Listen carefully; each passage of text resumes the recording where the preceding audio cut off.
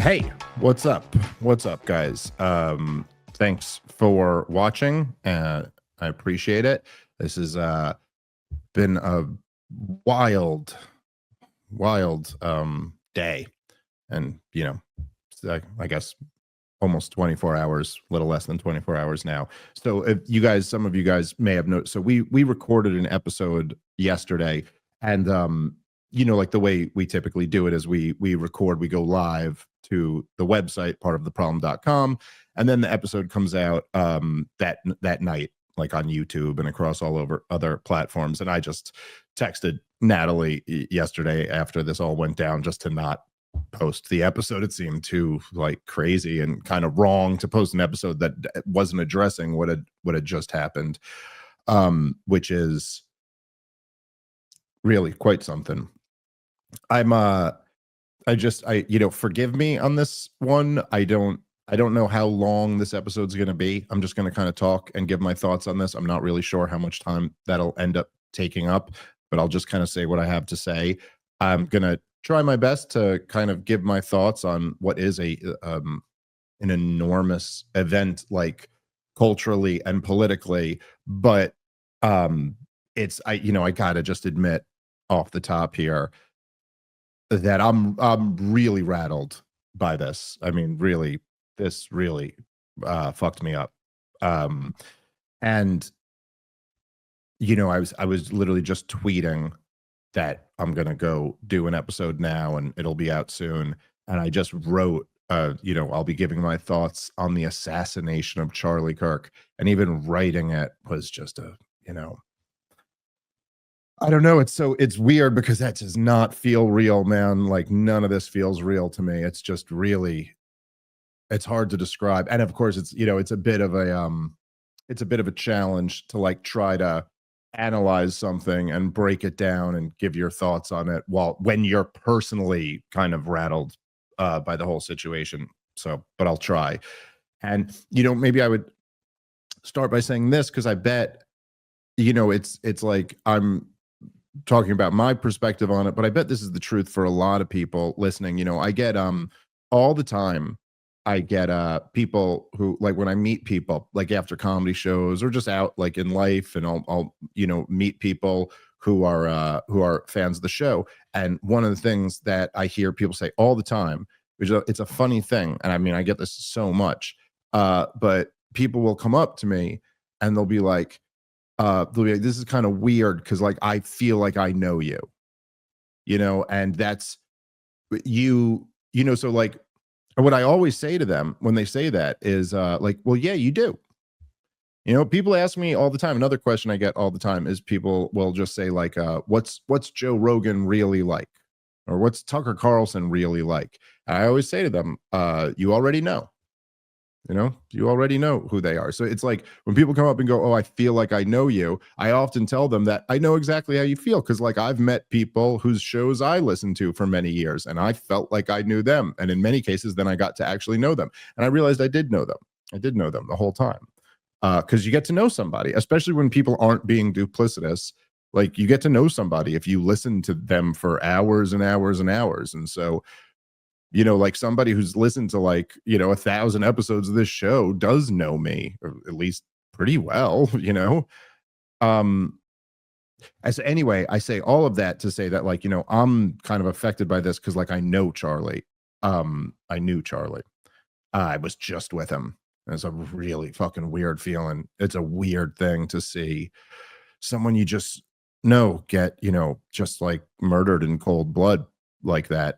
But anyway, I guess the point I'm trying to make is that I think for a lot of you it's kind of the same feeling, like it is someone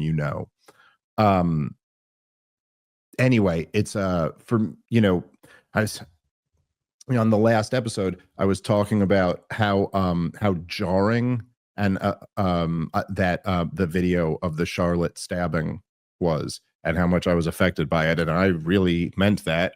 And I did not realize I was going to get off that show and be even, substantially more jarred by another disturbing video. But I don't know. I mean, of course, it's partially because, I was just with the guy like not that long ago. We were just hanging out.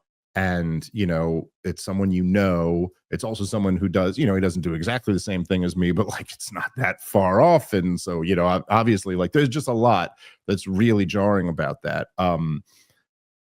But anyway, I think I guess my point was just that I think that's the case for a lot of people. And I'm not like, I was not like very close with Charlie Kirk. We weren't like close friends or anything like that. I would have called him a friend. We, like we texted back and forth. He texted me a bunch of times just to say nice shit to me over the last couple of years. And then I did his show, his radio show or podcast or whatever. Like I did that, I think, a couple times. And then of course he had me at his, he hosted me at this big event that he just had recently and moderated a debate that I did. And, I mean, like in all of our interactions, Charlie was always just the nicest guy. He was just a really sweet guy. And he just, it always just came off as very genuine to me. I think that I think Charlie was the type of guy who, like, if you were like an intern at Turning Points, or if you were like some kid who attended a Turning Point event who caught Charlie Kirk outside for a few minutes, you just get that like everyone would have had the story that like, oh, he was just the nicest guy in the world to me. It was like whatever, anything else, which is a funny thing because like that actually means so much more to me than what someone's politics are. Like I've like kindness and manners means so much more to me than politics. I've had like I don't know, like say like just like an example, like there are some people who are really shitty to like servers, like they're shitty to like waitresses and waiters and stuff like that. They'll be shitty to people who are like serving on them. Like that is so much more important than what your politics are. Like if you're like if you agree with me on everything, but you're like a dickhead to like some fucking 22-year-old who's like bringing you food, I prefer a communist who's kind to that person. Anyway, so Charlie was just, in my experience, just a really, really nice guy, and I know that he's he leaves behind a wife and 2 little kids, and that's just like goddamn heart-wrenching, man. It's really, really just horrible. I got a wife and 2 little kids myself, and that just that absolutely like crushes my soul that that they have to, they have to have their family destroyed, and anyway, it was I think, I don't know what else you can say about it. It's man, I really between just like, I mean, that it was like I had when I saw the video, I mean, at first my, it's the whole thing. I hesitate to even say this out loud because this is so out of character for me. God, I would just never say something like this, but it is true. And God damn it, I am fucking obligated to tell you people the truth. But okay, so this is just true. This is really what happened. I was on the phone with my wife, and she goes, "Hold on, I got a call coming on the other line." She was in the car. I was at home, and I'm never like this. I'm so not this person. But I just got this feeling that she was getting terrible news on that phone, on the other end of the phone call. Like I just got like a womanly premonition that something bad was happening. I was shaken by, and then so I'm sitting there waiting on hold, like getting a little nervous. And then she comes back on the other line, and I go, "Hey, who was that?" And it was like nothing. She was like, "What? Home Depot called me about like something." Like it was nothing. And then I was like, "Oh, that was stupid." And so anyway, we got off the phone, and she calls me right back.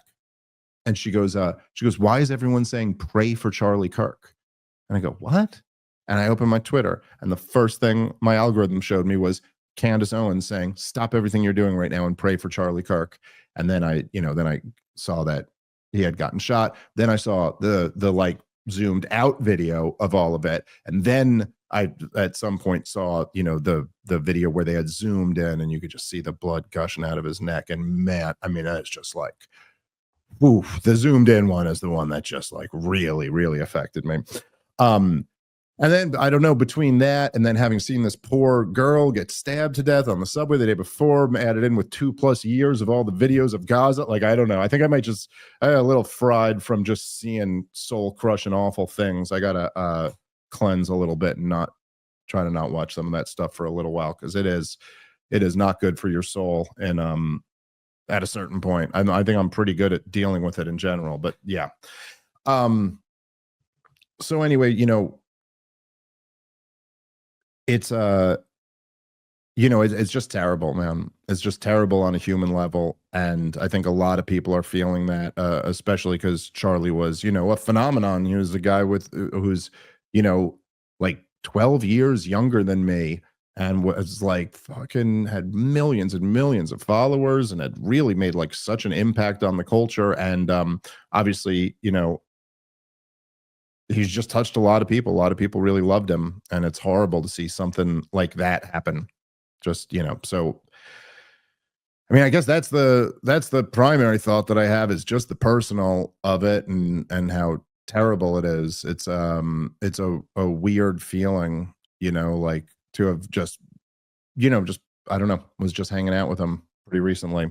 And it's death has this it's like this weird thing where it's hard to like grapple with the permanence of death. I think that, like it's hard for us to grapple with the concept that someone's here and then they're just gone. And so it ends up feeling like kind of surreal. Like, and you're like, wait a minute, that can't be right. Um, anyway, uh, but it is real. And, I guess anyway, that those are kind of my feelings, what I'm going through. But there's no question. I mean, this is a massive, massive event culturally, and what this means, like what comes out of this is, I believe something that's not predetermined. It's kind of all of us getting to choose in some way. And so I kind of want to talk about that a little bit. But there's something weird, like Donald Trump, obviously, he got shot last year. But there's something, I guess there's two factors that really make it a lot different. And, the obvious one. But in addition to the obvious one, there also is, there is just something a little bit different when it's a presidential candidate or a former president running to be president once again. Like, I'm not saying it's okay to assassinate presidents, but like there is something where like that is in the realm of possibilities of already in your pre-imagined universe. Like, the presidents get assassinated sometimes. Now, okay, we haven't lived through a president getting assassinated, but like we know it's happened in the past. And of course, around the world, political leaders have been assassinated. Like, that is a thing that happens. And you kind of, but just like it just happened to a guy. And of course, Charlie Kirk's like an influential guy, but still, he's not the elected president or something like that. And particularly with what he does is different. And then of course, like the obvious one is that, when that bullet goes off and it nicks your ear, it still kind of feels like a video game. But man, when that thing nicks your jugular, it feels like real fucking life real quick, and you're like, you kind of realize the gravity of it. But there is, like, I guess you just can't get away from like the symbol of the whole thing, right? Like on its very face, here's Charlie Kirk is doing this, like he's doing what he always does. I assume, I haven't seen video from the thing, but he's doing the like change my mind, or I guess that was Steven Crowder's thing, but he essentially the same thing, right? I will sit here and at this institution of higher learning, we will have an exchange of ideas and achieve the truth through debate. And if you disagree with me, you come up here and challenge me, and then I'll respond to you. And it's like this exercise in free speech, and then getting sniped out like that. Like, what a just powerful and like profoundly disturbing little like snapshot of where you're at as a society. And it's pretty black and goddamn white. To see some of the people who are like equivocating between the thing, it's like, no, that's pretty damn black and white. Actually, the person who's going, let's have a battle of ideas and I will answer all challenging questions, is the good guy, and the person who murders the husband and father in cold blood for the crime of discussing ideas is the bad piece of shit who needs to be fucking taken care of. And like, God damn it. If you don't have that level of moral clarity, then what the hell else are we ever talking about? Um, so there's that. And it's kind of it's amazing. It's like the most simple of tests, like the most basic simple of tests, like it's like if you were with somebody and you were considering, settling down and starting a family, you might, you know, you're like, I think we're gonna get married and we're gonna have some kids. And then like the test was, I don't know, like, do we both agree that we should not violently abuse our kids? You'd be like, this is like the most basic test of like you cannot even entertain any more about this conversation unless we're both on the same page about this very simple aspect. And it's like when something like this happens, the test is really simple. Like, is your reaction just like, oh my God, this is horrible and we can't have this in our society? Or do you have anything at all else to say? Anything. And I don't care. That includes just going like, now, while I don't agree with Charlie Kirk on his issues, like, I don't care. There should be no qualifier whatsoever. Goddamn psychotic barbarians. Like, who the fuck thinks this is okay? And then to get into like, well, he wasn't for gun control, or well, he wasn't for this. It's like, okay, we're not having a political conversation right now. We're having a spiritual conversation, and you're possessed by the devil. You are evil. This is not a political debate anymore. Anyway, I'm not on this podcast, and perhaps almost certainly down the road we'll start talking about theories about what the hell could have happened here. There's just way too little information right now, and there's way more information that's gonna come out one way or the other. And I'm just like, what the hell's the point in trying to put the pieces together right now? Obviously we know what we know, and we don't know a whole lot of other stuff. I will get into this in a way, because essentially just what I want to just talk about today is just like, well, one, what I just said, like kind of just give you my thoughts, which are just really like that this is this was really that this is just gutting, and that I give my deepest condolences to his family, of course. But then I just talk about the moment that this is, and then kind of just say like, look, there are some groups of people who are reacting in these ways, and here's how I feel about all of that. But it's not for me to give like my theory of what happened. I mean, what really do we know at this point? The FBI just said there's a person on their wanted list. There's been reports that there was like some types of trans ideology stuff left on the weapon. The feds did recover what they believe is the murder weapon. But aside from that, we basically know that he was sniped. The guy was able to escape. All of that. I mean, that's it basically at this point. There's really just not that much. We will get more information as this develops. But so I would say that, okay. Well, here, maybe I'll just do this first. Okay.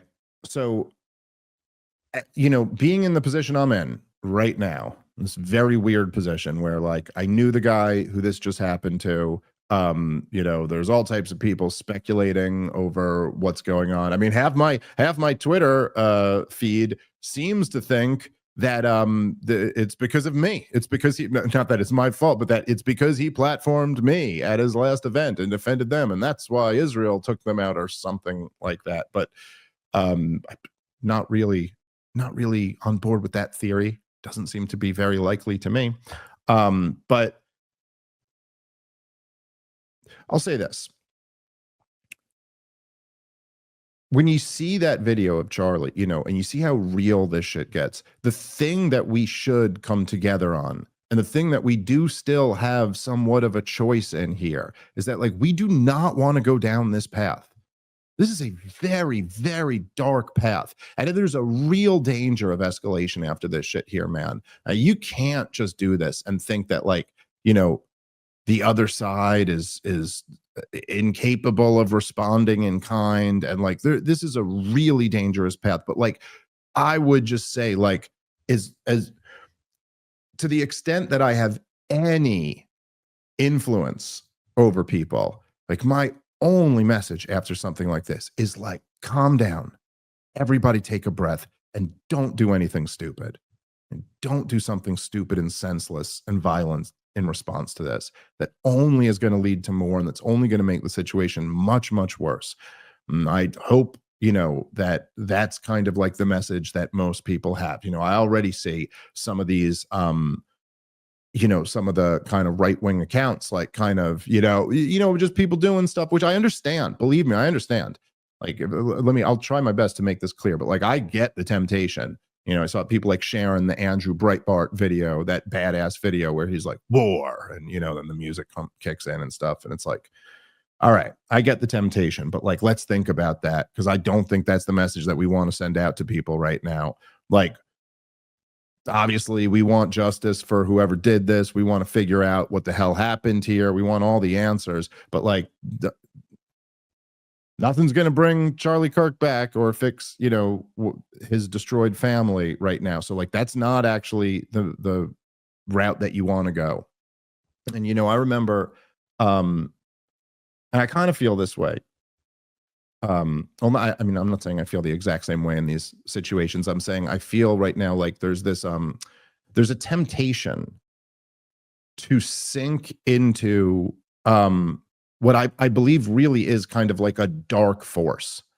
I remember literally the hardest thing I've ever been through in my life by far was my son. Some of you know who are listening to this, he's doing great right now, but my son had a congenital heart defect and he had to have open heart surgery when he was 3 days old. And it's just an enormously difficult situation, one that I would not wish on my worst enemy, and I mean that. I've never met anybody who I would wish that on. It's like, I don't know. There's people out there who have lost kids, man, and I've never lost a kid. I can't imagine what that's like, but I do know what it's like to mentally prepare yourself for the possibility of that. And it is horrible, dude. Like, oh my God, it's just like, you can't even describe the feeling. Like, it feels like if burning garbage was like the smell of that was a feeling. It's like, it's just like this intense, like horrible feeling. And so I remember, there was this period where like we found out when my wife was pregnant that he had this heart condition and that we were going to need this surgery and what the risks were and were all of this. It was like this extended period of time. It was months and months and months of preparing for this and then going through it and then nursing him back to health. It's like this whole long thing. And like, I remember when I was in it, I remember feeling like this temptation to fall into like destructive feelings, and the feeling very clearly was like feeling sorry for yourself. Like, it's like just being mad at the world, like how unfair this is, being furious at God, being like, what, like how, there's just like, and it's not like, when I say that it's like tempting it's so tempting, like a cartoon where the pie smoke like starts, gets in the dog's nose and carries him over. Like, it's the most tempting feeling ever. It's like a drug that you're addicted to. Like, you want it so much because there's something rewarding in a weird way. It makes you feel better, like briefly in some moment, to be like, fuck you, God, and fuck you, world. And how could you do this to me? And this is so unfair. And like, I have to suffer through this, like that. This very human temptation to like want to feel bad for yourself. Well, like, nothing is, first off, when you got a real sick little baby who's like never done anything wrong and needs to go through this whole thing and in his start to life. And, it's just, first, it's really, really easy to fall into that. You feel really, really bad, and it really, really is unfair. So it's just very, like, it would be like, it's as easy as like, if you didn't sleep for 5 nights in a row, you got absolutely no sleep, and then you laid down on the most comfortable bed ever. It's how easy it would be to fall asleep is like how easy it is to fall. But then, like, on some other level, you just also know that that is the devil. You know, like that, it is like, I'm not saying literally, like maybe just a metaphor, but kind of literally also, that this is like a dark force that is a trap. Like nothing good comes from that. You know that, like, oh, like you fall into that, and great. Now what? I'm fucking in a mountain of self-pity and feeling bad for myself. And how the fuck does that help my wife, who's still got to go through this whole thing? How does that help my 2.5-year-old daughter I had at the time, who still needs her mom and dad? Like that doesn't help anyone if I do that.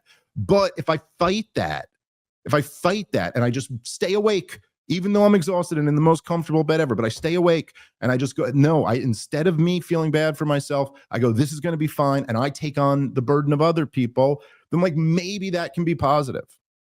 Like maybe something better could come of that. And, you know, in this case, like, you know, I'm grateful to God every day, but in this case, it did work out and everything was okay.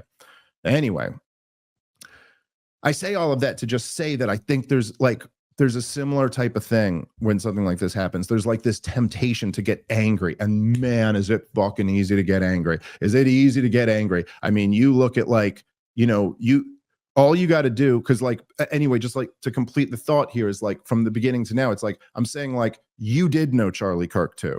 To many of you guys who loved him, like that is somebody who you loved and who you knew and who you just watched like publicly executed in cold blood when he never did anything, you know, like with being guilty of no crime.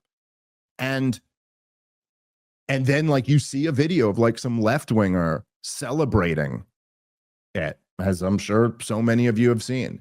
And it is so easy to like fall into that darkness, man. And I understand why some people do, because it's so easy to go like, yo, they kill someone you love and then they're sitting there celebrating it. Like, what, motherfucker? I mean, what's the right response to that? And it's very easy when you start going down that path to start coming up with what you think the right response to that is. But again, it's just like with the other stuff, but there's nothing but destruction behind that path. Like no matter how tempting it may be, or no matter how good it might feel, we all know on some level that then the darkness wins. Nothing good can come from that. And, you know, I mean, not that any of them are fucking ever listening to me, but, you know, if the, you know, like if I had a message to like those, you know, like the left wingers on TikTok or whatever, who are like celebrating Charlie Kirk's death, I guess my message would be like twofold. So like number one, the first thing I would say to all those people is that, you know, I've seen like, you know, a bunch of these because people have been posting them, and, you know, I understand where they are, but I also would like kind of caution people with big audiences for posting that shit. Like you're working up anger, and that really may not be the best thing. I don't think that's what Charlie would have wanted either, by the way. He was real against all that shit. He always wanted like things to calm down and not escalate to like violence. But anyway, the theme for all these videos that I've seen so far, you know, more or less, like very loosely speaking, the theme is either like you know, a bunch of left-wingers reacting to Charlie Kirk, and they're either saying like, you know, I'm not sad, or I'm quite happy. You know, like that's basically what they're saying. Either I'm not sad that Charlie Kirk died, or I'm quite happy that Charlie Kirk died. And then, you know, in some other, in their own, you know, unique way. But like if the message is like, you guys, you left-wingers, the left-wingers who are crazy enough to jump on TikTok and make a video about how you're not sad or you're happy, my response would just be like, that's not true. You know, you none of you are happy. You're all incredibly sad. You're all incredibly sad. Those are your real feelings. You are not a happy person. You're actually an incredibly sad person. In fact, you're fucking so goddamn sad and fucked up that you can't even exist in this world with your emotions. You got to be fucking medicated to even get day to day through your miserable life. So like, you know, obviously you're a genuinely, you know, just disgusting, horrible person if you make a video like that celebrating things. But just, I guess my, you know, trying not to fall into that kind of anger myself. So the, you know, my message would be that you're wrong on both counts. You are sad and you're not happy. Um, then there's the left. Then there's like the liberals in the media who, wow, it is really. I mean, it is just unbelievable that because now I'm not talking lefties anymore. I'm talking liberals, neoliberals, in the corporate media, and it's like it's unbelievable. It's some type of like whatever their cultist religion is of like neoliberal woke corporate progressivism. It's like they're incapable of passing the test that I laid out before. Like they cannot just go, this was horrible. What a senseless act of violence, They can't do that. They have to every time go, the provocative Charlie Kirk, who whatever, had some wild views about all these things and offended the trans community. Like they have to find a way to try to blame him. And it really is, obviously it's despicable. At the same time, it's just one more piece of evidence of why those people have completely lost all of their influence and why all of you guys on Morning Joe and CBS and CNN and all these goddamn networks, why you are nothing but the butt of all the rest of our jokes at this point. You don't even kind of move the needle. Little fucking podcasts, a third of the size of mine, move the needle more than any of your goddamn fucking networks do at this point. Like, screw you guys. And you guys tried to be like the ones who morally lectured the rest of us, but you can't even bring yourself to not attempt to politicize like a horrible death of a husband and father. Like, okay, that's why the whole thing is flipped, and I don't ever want to hear anything about how you judge all. We judge all of you and morally condemn you to hell. So like fuck off. And this is why you're not, I should go back. That's my message basically to the corporate media. I should go back. There was one more message I had for the lefties who are making the TikTok videos. And I understand they're like, look, these are all like, they're all low IQ, mentally unstable, fucking, disgusting people.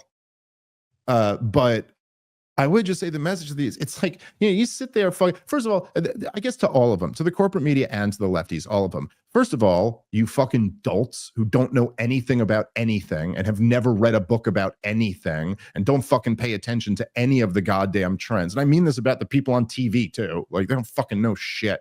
None of them. It's shocking, dude. I'm a goddamn dummy comedian and I fucking run circles around the fucking professional people on the news because I've read books about stuff. That's my big secret weapon, by the way. That's how I'm able to fuck all these guys up. I've read a couple books about things and I know what I'm talking about, and fucking none of them have. So it gives me a huge advantage. But to all of you goddamn retards, Charlie Kirk was the moderate. He was the fucking reasonable guy in the room, you dummy. He wasn't a far right activist. Are you kidding me? You have any idea what's out there? You think that was like the radical position? Charlie Kirk was the most moderate human being. He was a plumb line Republican. A plumb line Republican, as everybody who knows anything about anything knows, is 1 centimeter to the right of a plumb line Democrat. He was right just in the middle. He just supported Israel like the Democrats and Republicans do. He was more, like a little bit more on the side of restrictive immigration policy. That was his big radical policy, was he was with 80% of the American people on immigration. It's not. So you sit there and what do you think? You think this is a victory? Like for you? You think, oh, you took out let me think this through here with all of my wisdom. I want to win a culture war. So what I did was I violently murdered the most high profile moderate voice on the other side. Hey, geniuses, but summon all your wisdom together and tell me, do you think that is likely to calm things down, or might that lead to more radicalization? And what the fuck, these dumbass fucking lefties celebrating? Like, what exactly are you trying to start here, you fucking pussies? Like, Jesus Christ, man. I mean, go live your fucking weird lives and with your fucking pink hair and your 70 genders or whatever, but don't sit here and pretend you're ready for a fucking fight. Like, what are you doing?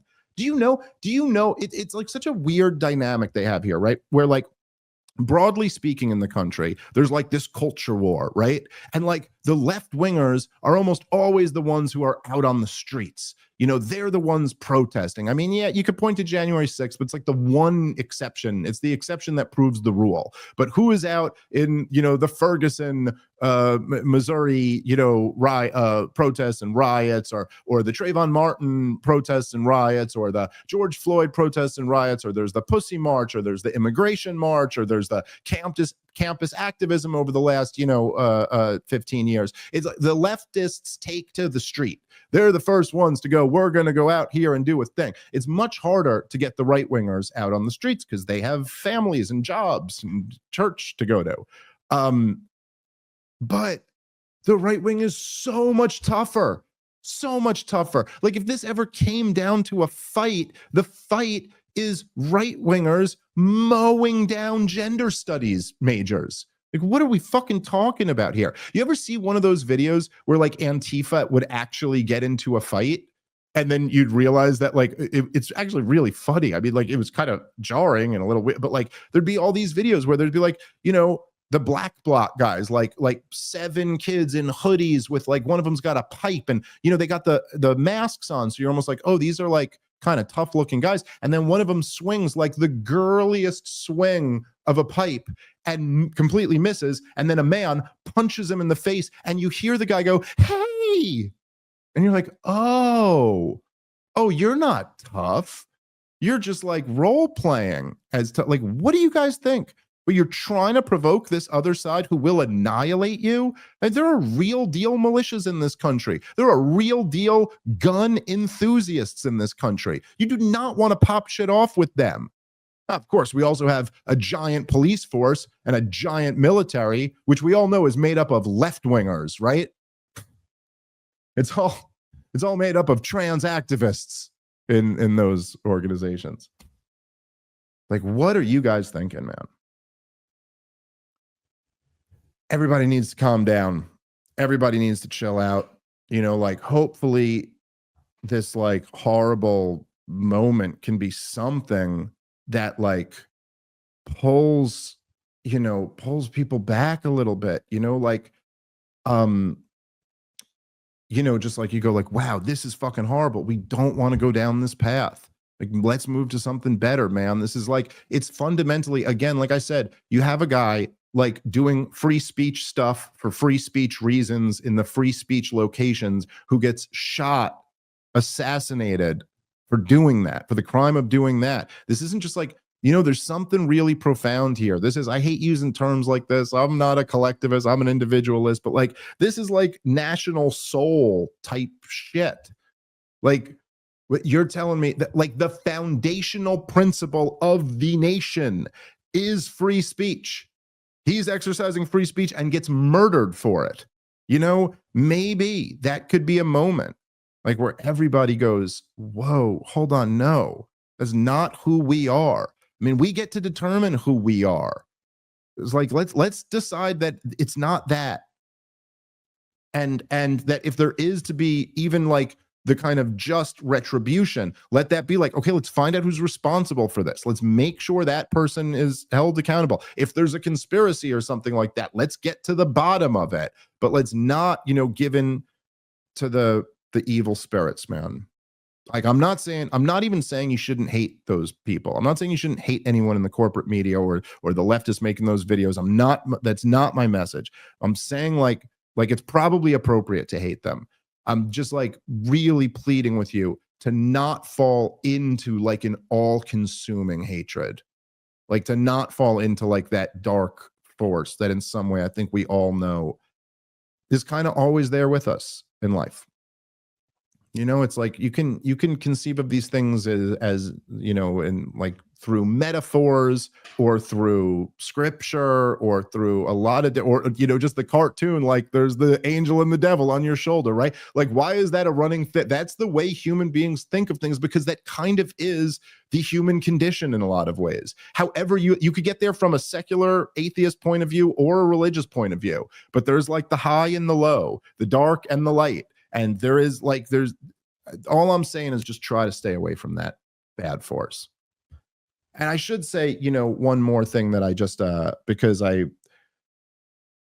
of whatever, I don't even want to like get into the politics of any of it, but I did see Ian Carroll, and I'm not trying to like personally blast him or anything like that. I'm not starting any feuds or nothing like that. I've said nice things about Ian in the past. I know he's said nice things about me, but I see him out there and I've seen a bunch of other people doing this, but it's just like, if you want to go look through it, I mean, it's just crazy. But like, he had this post about how Israel did this. Israel just murdered Charlie Kirk. And you know me, I don't know.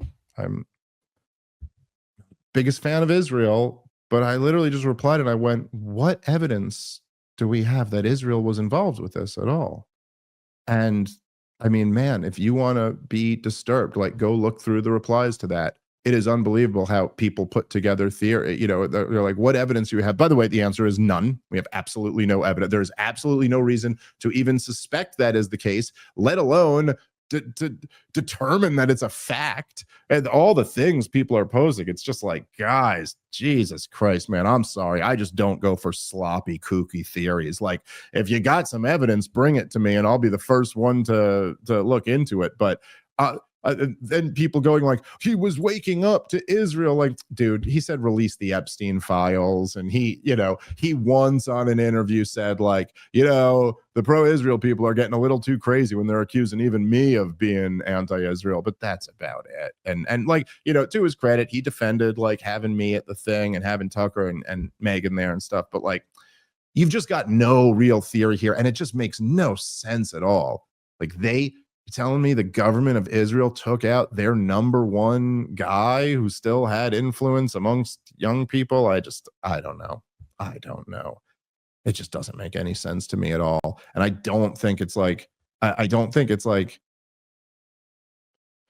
know. I think honestly, in a way, I think a lot of those guys might have fallen into their own dark force where they're just so,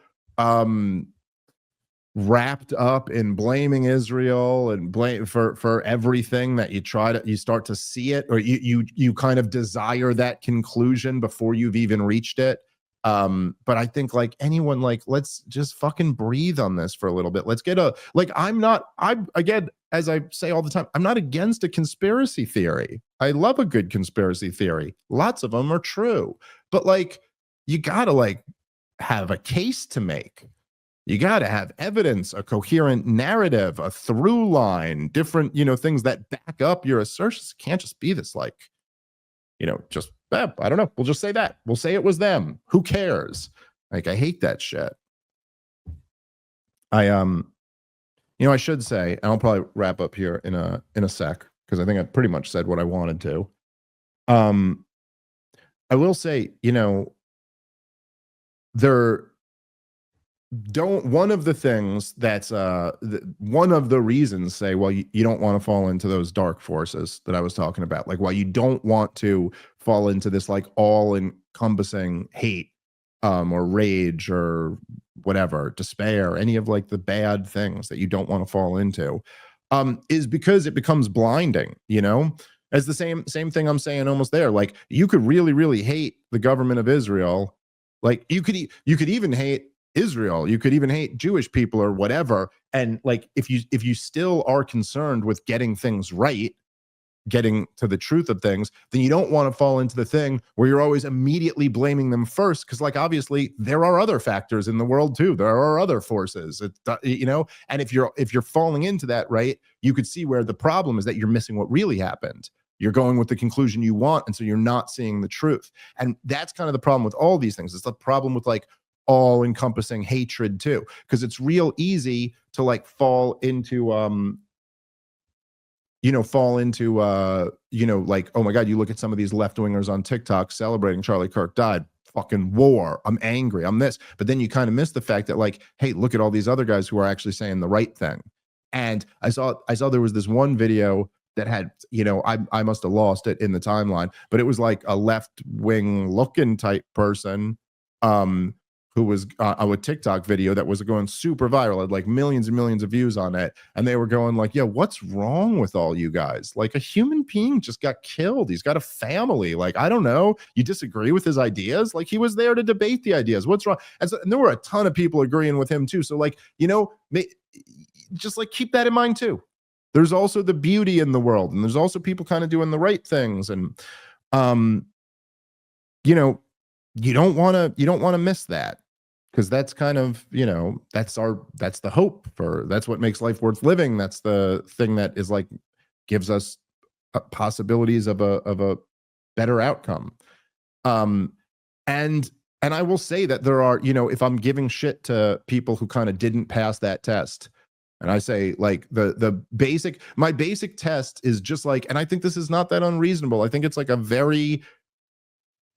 it's a pretty low bar to be able to get over.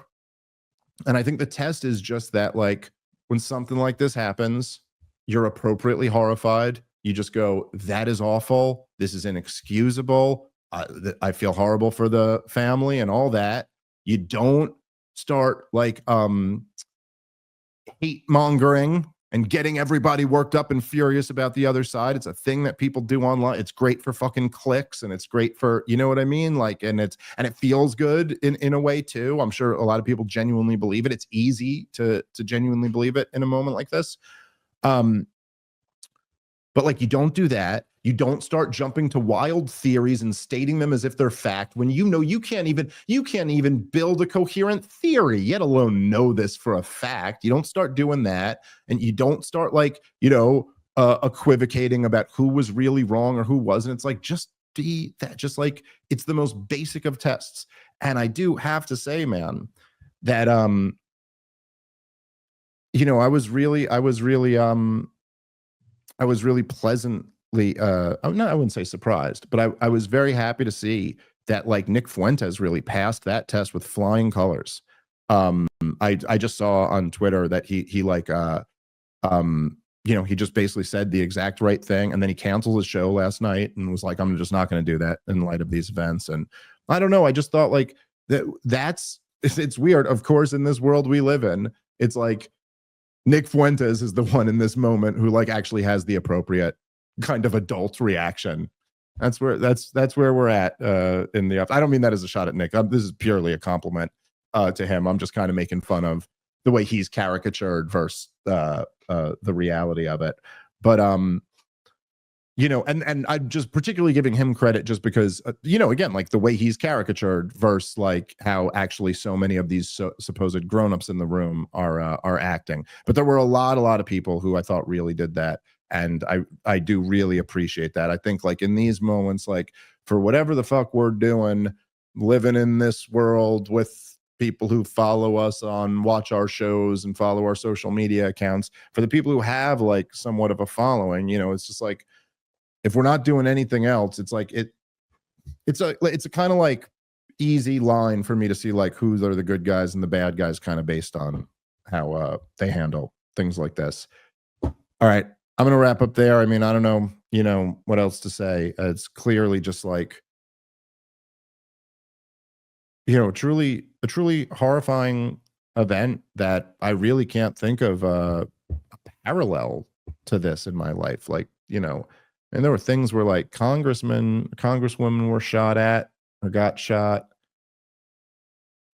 Still just like not quite the same as someone being cold-blooded executed this way. And obviously all the other personal stuff. So I'm going to continue, as I'm sure a lot of people are, to continue kind of processing this. And, and I'm sure I'll have more to say about it to you guys.